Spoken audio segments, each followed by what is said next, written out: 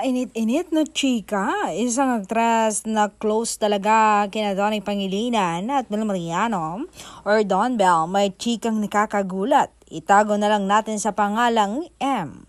Sabi niya, ang dami nagsasabi kong mag-jowa ang Don Bell, but di maamin ni Donnie. Yan ang laging tanong ng mga marites at ng mga netizens. Pero alam niyo ba kung si Donato ang masusunod? Matagal na siyang umamin, kaso dapat ready nga itong si Bell. Kaya si Donato, he respect Bell's decision. Diba napapansin nyo? Pag ang topic na about love, na i-stress talaga si Bel Mariano.